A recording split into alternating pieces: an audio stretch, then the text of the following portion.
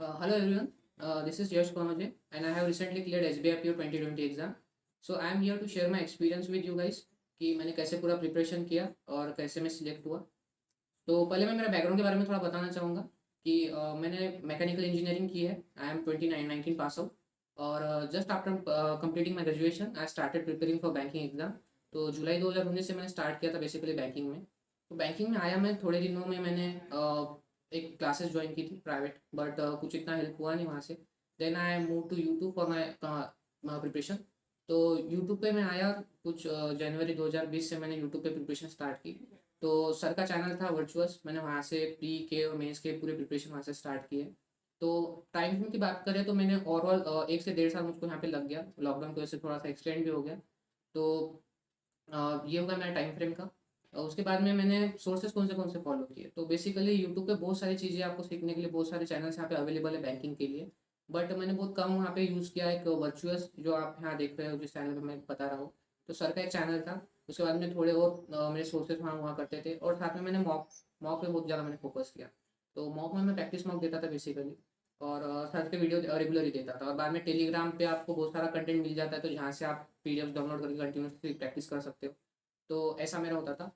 और फिर मैं अपना शेड्यूल बताना चाहूँगा आपको कि मैंने शेड्यूल कैसा रखा था मेरा डेली। तो एक्चुअली मैं सुबह ना 2 घंटे 2 या 3 घंटे पहले प्री का पढ़ाई कर लेता था अच्छे खासे। 2 घंटे में पहले प्रैक्टिस कर लेता था और बाद में मेरा 1 घंटा मॉक रहता था। उसके बाद में मैं थोड़ा रेस्ट करने के बाद में मेंस पे शिफ्ट हो जाता था। तो मेंस में मेरा बेसिकली कुछ नहीं, 2 या 3 घंटे में मेंस को देता था ज़्यादा से ज़्यादा। और बाद में शाम को मैं इंग्लिश का थोड़ा प्रिपरेशन करता था, क्विजेस वगैरह देता था।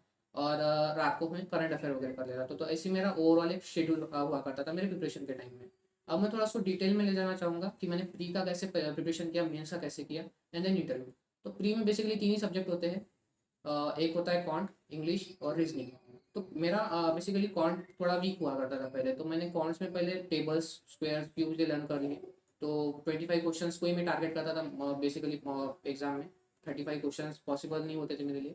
तो मैं पहले 25 क्वेश्चंस करने के लिए मेरा फोकस रहता था सिंप्लीफिकेशन अच्छे से कर लूँ, नंबर सीरीज, क्वाड्रेटिक इक्वेशन और 2 डीआई के सेट आते थे। तो मेरा प्रायोरिटी ये होता था कि पहले मैं उसको प्रिपेयर करूँ। तो उसके लिए मैंने टेबल्स, क्वीज, टेबल्स और स्क्वायर वगैरह सब अच्छे से कर लिए थे। और डेली में उसके 20 से 30 सिम्प्लीफिकेशन, नंबर सीरीज वगैरह सॉल्व करते रहता था। और बाद में छोटी छोटी जो क्विजेस होती है ना, ये बहुत इंपॉर्टेंट होती है, जो आपको रियल टाइम में एक्सपीरियंस देती है कि आपका स्पीड कितना है। तो इस पे मेरा मेन फोकस हुआ करता था प्रिपरेशन के टाइम में। तो ये मैं सुबह पॉइंट कर लेता था, कुछ 40-50 मिनट मेरा चलता था। बाद में मैं पजल्स करता था रीजनिंग की तरफ। पजल्स मेरा फेवरेट हुआ करता था उस वक्त प्रिपरेशन में। 4-5 मिनट 4-5 पजल्स मैं डेली के वहाँ पे लगाता ही था मेरे प्रैक्टिस में। बाद में मैंने उसको धीरे धीरे रेस किया। तो डेली में 10 से 12 पजल्स भी करने लगा। पहले पजल्स बनती नहीं थी, 30-40 मिनट भी लग जाता था जब मैं बिगिनर था। बाद में फिर मैंने टाइम रिड्यूस करते करते, प्रैक्टिस के साथ आप जितनी प्रैक्टिस करोगे ना, फिर पजल कम से कम टाइम में बनने लगेंगे आपकी। तो पजल्स को मेन फोकस में रखें, क्योंकि पजल्स के सिवा आपका एग्जाम निकलना थोड़ा मुश्किल हो जाएगा। और साथ में मिसलेनियस टॉपिक्स जैसे सीलॉग्स हो गया, कोडिंग डिकोडिंग हो गया, अदर जो क्वेश्चन होते थे और इनपुट आउटपुट हो गया, तो इसके एक एक सेट लगाया करता था डेली में। तो ऐसे में 2-2.5 घंटे पहला मेरा ऐसा चलता था कि मैं प्री के इतने क्वेश्चन कंप्लीट कर देता था, इतना मेरा प्रैक्टिस हो जाता रहता था। बाद में फिर मैं 11 बजे एक मॉक लगाता था, कंप्लीट मॉक जो प्री का होता है। तो एक मॉक कंप्लीट आप डेली लगाइए। जो अभी भी प्रिपरेशन कर रहे हैं, अभी भी जिनकी एग्जाम आने वाली है, उनको भी मैं बोलूँगा कि अभी आप डेली एक मॉक लगाइए और मॉक को एनालिस करिए अच्छे से। तो पहले 1 घंटे की मॉक, फिर उसको मैं कुछ 30-40 मिनट का एनालिसिस देता था। आपके स्ट्रॉन्ग एरिया, वीक एरिया आपको मॉक देने के बाद ही पता चलेंगे। और जितना ज़्यादा आप मॉक दोगे उतना ज़्यादा आप कंफर्टेबल हो जाओगे एग्जाम के पैटर्न के साथ में और एग्जाम की डिफिकल्टी लेवल के साथ में। तो मॉक तो मस्ट है यहाँ पर। फिर दोपहर में मैं मेरा मेंस का प्रिपरेशन चालू करता था। तो मेंस में भी वही है, कॉन्ट्स है, रीजनिंग है, इंग्लिश है और फिर यहाँ जीके ऐड हो जाता है। तो बेसिकली कॉन्ट्स ना अच्छा अच्छे खासे लेवल पर आता है मेंस में। और इसका कंटेंट बहुत कम अवेलेबल है, आपको इजीली मिलेगा नहीं।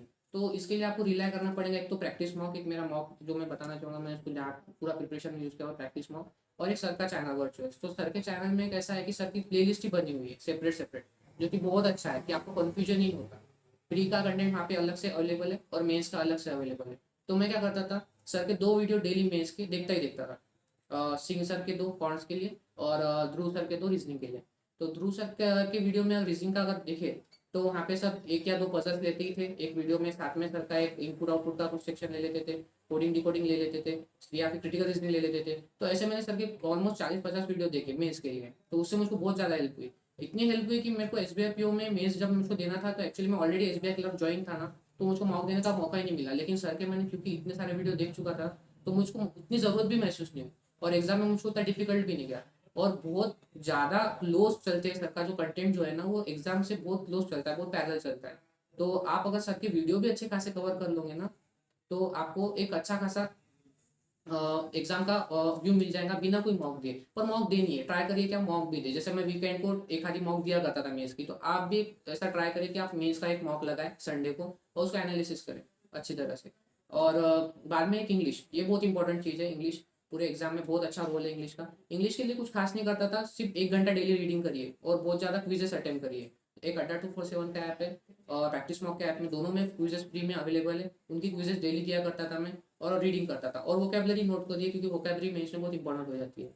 और साथ में जब आप मॉक लगाते हो तो मॉक में भी आप ट्राई करिए कि पूरा का पूरा इंग्लिश का सेक्शन अटेम्प्ट करने की कोशिश करिए कि आपका ज़्यादा से ज़्यादा क्वेश्चन वहाँ अटेम्प्ट हो। बहुत सारे लड़के बहुत कम अटेम्प्ट करते हैं क्योंकि उनको पहले से एक डर लगता है इंग्लिश। तो डरने की जरूरत नहीं है, आप ज़्यादा से ज़्यादा अटेम्प्ट करिए। गलतियाँ होंगी, पहले स्कोर बहुत कम आएगा इंग्लिश में, लेकिन जैसे जैसे आपकी स्पीड आएंगी, रीडिंग स्पीड, कॉम्प्रिहेंशन स्पीड आपकी बढ़ेंगी, आपको जब फेस आने लगेगा एक इंग्लिश का, तो आपके मार्क्स बनने लगेंगे। और ग्रामर को ज़्यादा फोकस मत करिए, मैं ये भी एडवाइस करूंगा कि ज़्यादा ग्रामर की तरफ फोकस मत करिए। उसका रोल इतना कुछ बड़ा है नहीं, लेकिन आप उसको जितने आपके क्विजेस में क्वेश्चन अटेम्प्ट होते हैं ना ग्रामर के, उतना भी अगर आप कर लोगे ना तो बहुत ज़्यादा सफिशियंट है। ओके, तो ऐसा मैंने इंग्लिश का पूरा कंप्लीट कर लिया। उसके बाद में आता है डिस्क्रिप्टिव सेक्शन, क्योंकि पीओ का एग्जाम अगर आप दोगे तो डिस्क्रिप्टिव आपको करना है। तो मैं कहूँगा कि अगर आप न्यूज़पेपर डेली पढ़ रहे हो ना, तो आपको करंट टॉपिक्स के बारे में बहुत ज़्यादा इन्फॉर्मेशन होगी और ज़्यादातर ऐसे और जो होता है वो करंट टॉपिक्स से ही आता है। तो आप थोड़ा न्यूज़पेपर के कॉन्टेक्ट में रहिए। साथ में फिर आप टाइपिंग भी आपकी एक अच्छी तरीके से कर लीजिए, क्योंकि बाद में लड़के सीधा पेपर में जाते हैं और डिस्क्रिप्टिव जब देने बैठते हैं तो उनको बहुत दिक्कत जाती है, क्योंकि बहुत सारी चीज़ें पता नहीं होती कीबोर्ड पे और एक टाइपिंग स्पीड नहीं होता है। तो आपको वहाँ पे टाइम में आप जो सेट लिमिट होती है वर्ड्स की वो अचीव नहीं कर सकते और बहुत कुछ चीज़ें वहाँ पे मिस हो जाती है और वहाँ पे भी आपके मार्क भी आपको कम मिलते हैं। तो उसकी अच्छे से प्रैक्टिस करके जाइए, क्योंकि वो भी बहुत इंपॉर्टेंट एक सेक्शन है पूरे एग्जाम में। और बाद में रहा जीके। तो जीके के लिए मैंने 3 सोर्सेज फॉलो किए थे। एक स्टडी IQ गौरव गरसल का, एक अड्डा 247 के आशीष गौतम सर के वीडियो देखता था, और उसके बाद में ऑफिस क्राउड। तो 3 सोर्सेज सफिशिएंट है। साथ में इसके साथ इसको रिवाइज करने के लिए आप डेली क्विज भी दीजिए। जैसे कि प्रैक्टिस मॉक पे जो क्विज आती है करंट अफेयर की, 50 क्वेश्चन रहते हैं उनके, तो वो मैं देता था वीकली क्विजेस उनकी। अड्डा के भी ऐप में डेली क्विजेस आती थी 15 क्वेश्चन की, वो भी मैं कंप्लीट करा करता था। तो रिवाइज करते रहिए, जिसका जितना रिवाइज करोगे उतना अच्छी तरह से आपके दिमाग में वो बैठ जाएगा और आपको याद भी आएगा जब आप एग्जाम दोगे तो ये बहुत इंपॉर्टेंट है। अच्छा, और उसके साथ में मैं मॉक तो मेरा प्रैक्टिस मॉक मैं बोलूंगा, और एक अड्डा 2% का भी आप दे सकते हो। लेकिन प्रैक्टिस मॉक को आप दीजिए क्योंकि इसका लेवल बहुत अच्छा है, ये एग्जाम को बहुत अच्छी तरह से चलता है, पैरेलल चलता है एकदम, बहुत ही पकड़। और इसके जो क्वेश्चन है बहुत ज़्यादा रिलेवेंट है एग्जाम के, क्योंकि मैंने ऑलमोस्ट 2 महीने दी है, मेरे दोस्तों ने भी दिए, तो बहुत ज़्यादा हमको एग्जाम में उनके क्वेश्चन ऐसा लगा है कि वो पैटर्न जैसा का वैसा सेम फॉलो हुआ है।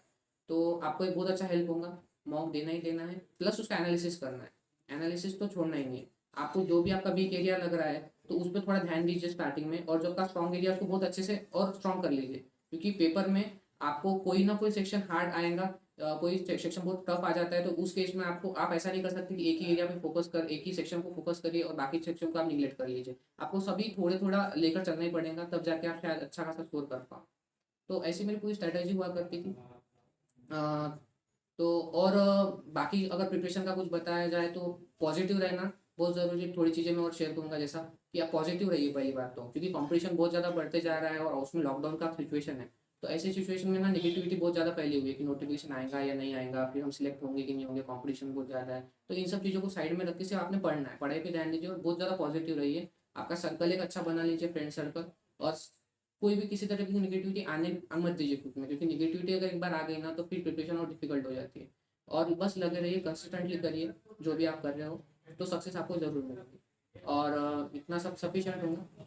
और मैं यहाँ पे सबको थैंक यू कहना चाहूँगा, ध्रुव सर को, सिंह सर को, कि बहुत ज़्यादा इनका मेरे सक्सेस में बहुत बड़ा एक रोल रहा है वर्चुअस का। और क्योंकि सर का चैनल भी बहुत अंडररेटेड है, तो मतलब मैं भी एक चाहता था कि सर का जो कंटेंट है वो ज़्यादा से ज़्यादा लोगों तक पहुँचे। तो इसलिए मैं खुद से ये सर को एक वीडियो भेज रहा हूँ प्रिपेयर करके, कि आप एक थैंक यू का मैसेज करके, कि इनका मेरे प्रिपरेशन में बहुत बड़ा रोल था। सर की प्लेलिस्ट मैंने 5-6 महीने तक फॉलो करी और बहुत ज़्यादा हेल्प हुआ मुझको। तो thank you so much sir for all the content you made available for us on YouTube. So this is all from my side guys, thank you so much.